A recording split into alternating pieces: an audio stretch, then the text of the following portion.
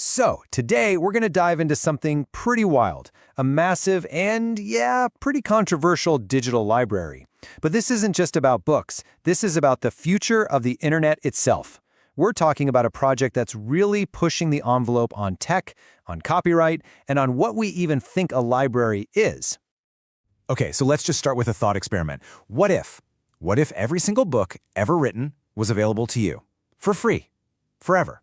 I'm not talking about just what's at your local library or what you can buy on your Kindle. I mean everything. All of human knowledge right at your fingertips. And here's the crazy part. This isn't just some sci-fi fantasy. There's a project out there. It's called Anna's Archive, and they are trying to do exactly that. Right now, it indexes almost 53 million books. 53 million, plus over 98 million academic papers. I mean, that just dwarfs any physical library on the entire planet. Okay, but here's a really important distinction to make. Anna's Archive doesn't actually store all these files on its own servers. Think of it more like a giant, super-powered card catalog for the entire internet. It pulls in information from all these other shadow libraries and just tells you where to find the files. And their goal? Well, it's about as ambitious as it gets. They're inspired by people like Aaron Swartz, and their mission is basically to save and catalog all of humanity's knowledge. They operate on the principle that, information wants to be free. So that brings up the big question, right? How can a library this huge and this controversial even exist? I mean, authorities have taken down similar sites before. How does this one keep going and even keep growing?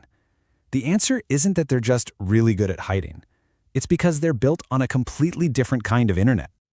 All right, so let's get into it. This is the core concept we need to understand, the decentralized web. This is the engine that makes the whole thing run. This chart really lays it all out. See, the web we use every day, the current web, is all about location. You have to know where a file is, like a specific website address, to get it. But the decentralized web, it's all about the content.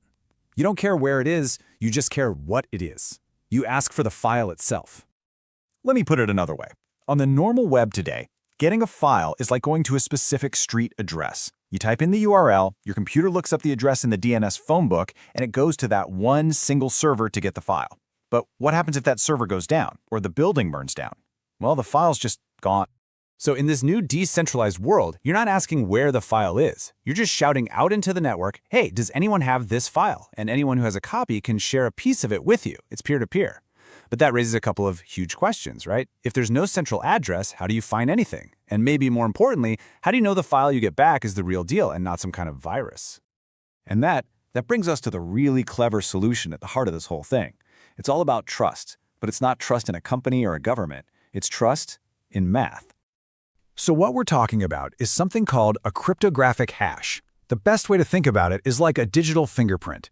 You take any piece of data, a sentence, a photo, an entire movie, and you run it through this mathematical process, this hash function. What comes out the other side is a unique string of letters and numbers. That's its fingerprint. And here's what makes it so powerful. Look at this. The first line says, "This is the original message," and it gives you a hash. The second line is almost identical, we just removed the exclamation point. But look at the output hash. It's completely different, totally unrecognizable.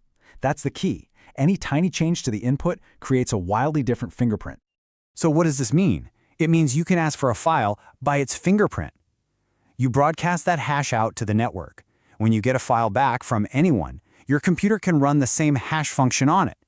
If the fingerprint it calculates matches the one you asked for, you know with mathematical certainty that you got the exact unaltered file. It's a self-verifying system. Okay, so this whole system, this whole web of trust, it all depends on one crucial idea, that every fingerprint is unique. But what if it's not? What if you could create two totally different files that somehow have the exact same digital fingerprint? Well, it turns out with some older technology, you absolutely can. And to see how this beautiful system of trust can fall apart, we need to talk about an old, broken hashing algorithm called MD5. Yeah, security folks have been waving red flags about MD5 for years. It's considered totally broken, and the reason why is because it has this fatal flaw called a collision vulnerability. And this isn't some high-level academic theory. You can actually exploit this with tools you can download right now. So what is a collision? It's basically the nightmare scenario for this whole system. It's when an attacker manages to find two completely different files that produce the exact same hash. Remember our fingerprint analogy? This is like finding two different people with the same identical fingerprints. It just breaks the entire system of trust. And like I said, this is real. You can see here someone is using a command line tool, an MD5 collision generator. What this does is it lets you engineer two files that are actually different on the inside.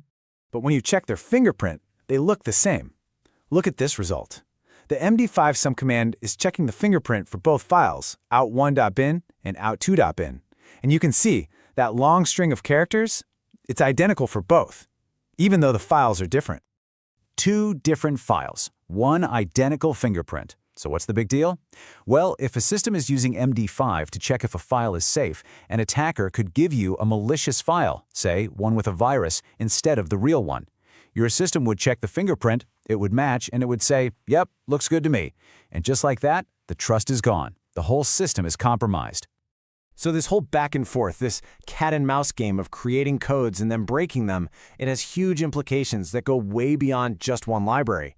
This is really about the never-ending battle for what the web is and who gets to control it. You see, moving to a decentralized web isn't some magical fix for everything. It's all about trade-offs. Sure, you get something that's really hard to censor or shut down, but it might be slower or clunkier to use. The data might be available everywhere, which is great for resilience, but that can hurt performance compared to a blazing fast centralized server. There's no free lunch here. And that's really what the story of Anna's archive and all this tech is about. It forces us to ask a really fundamental question. As we start building the next version of the web, what is the right price to pay for truly free access to information? These projects are challenging everything we think about ownership, control, and access. They're forcing a conversation about what kind of digital world we actually want to live in, and what are we willing to